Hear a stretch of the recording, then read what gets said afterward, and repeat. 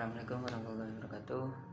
Kenalkan, nama saya Muhammad Fajrul Islam, NIM E 2018-2217. Di sini saya dari kelompok 11 menerangkan tentang kelanjutan dari Muhammad Saroni, yaitu strategi kompetitif pemasaran. Menurut Michael E. Porter atau yang Kotler, ada 4 poin dari strategi kompetitif pemasaran ini. Yang pertama, strategi pemimpin pasar atau market leader, yaitu perusahaan yang menerapkan strategi ini memegang bagian terbesar dalam pasar dan menjadi titik pusat orientasi para pesaing, sehingga tidak heran apabila perusahaan lain mengikuti tindakan-tindakan perusahaan, dimulai dari perubahan harga, pengenalan produk baru, pencakupan saluran distribusi, hingga identitas promosi. Untuk tetap mempertahankan posisinya sebagai perusahaan yang dominan, perusahaan pemimpin pasar perlu mengambil 3 tindakan yang terdiri dari A. Memperluas permintaan total melalui strategi penerobosan pasar, strategi pasar baru, dan strategi perluasan geografis. Yang B. Melindungi pangsa pasar yang telah dikuasai, sekaligus memperkuat pasar dengan cara melakukan inovasi atau pembaruan yang berkelanjutan. Yang C. Meningkatkan dan memperluas pangsa pasar. Yang kedua, strategi penataan pasar atau market challenge. Perusahaan dengan strategi ini merupakan lawan utama pemimpin pasar. Meskipun kalah dalam jumlah konsumen, perusahaan ini selalu mencoba melakukan hal yang lebih dari apa yang telah dilakukan perusahaan pemimpin pasar. Selain itu, mereka dapat menyerang market leader dan kompetitor lainnya untuk merebut pangsa pasar. Yang ketiga, strategi pengikut pasar atau market follower. Tidak hanya market challenge yang berusaha menantang pemimpin pasar, tetapi perusahaan pengikut pasar juga ikut serta dalam persaingan antara pemimpin atau leader dengan pesaing, kompetitor pasar.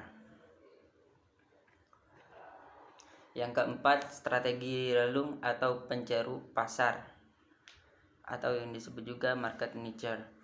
Pilihan lain selain menjadi pengikut di pasar yang besar adalah menjadi pemimpin di pasar kecil atau ceruk.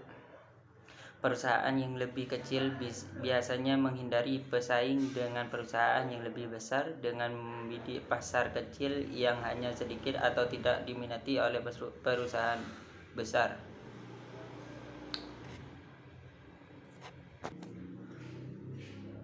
Tujuan utama yang dijalankan oleh relung pasar atau penceruk adalah dapat hidup terus dengan pertumbuhan sedang. Gagasan pokok dalam relung pasar ini adalah spesialisasi. Perusahaan harus mempunyai keahlian khas dari hal pasar, konsumen, produk, atau lini-lini dalam bauran pasarnya. Menurut Cottrell, ada beberapa jenis spesialisasi yang dapat dipilih, yaitu yang pertama, perusahaan mengkhususkan diri untuk melayani satu jenis pelanggaran akhir. Yang kedua, perusahaan mengkhususkan diri pada tingkat vertikal tertentu dari rental nilai produksi distribusi. Yang ketiga, perusahaan berkonsentrasi untuk menjual kepada pelanggan kecil, pelanggan menengah, atau pelanggan besar. Yang keempat, perusahaan membatasi penjualnya ke satu atau beberapa pelanggan. Yang kelima, perusahaan hanya menjual di lokasi, wilayah, atau daerah tertentu. Yang keenam, perusahaan hanya melaksanakan atau memproduksi satu lini produk. Yang ketujuh, perusahaan memfokuskan diri dalam produksi jenis produk.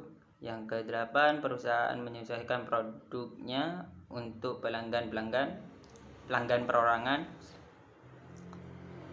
Yang kesembilan, perusahaan beroperasi di pasar barang berkualitas rendah atau tinggi. Yang ke-10, perusahaan menawarkan jasa yang tidak disediakan perusahaan lain.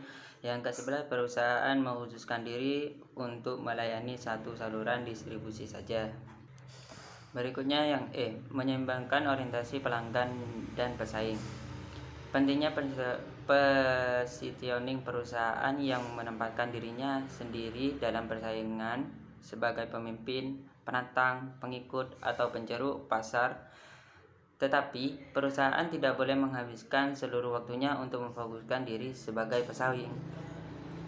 Yang pertama, perusahaan yang berpusat pada pesaing. Jenis perencanaan ini mempunyai beberapa kelebihan dan kekurangan titik pada sisi positif.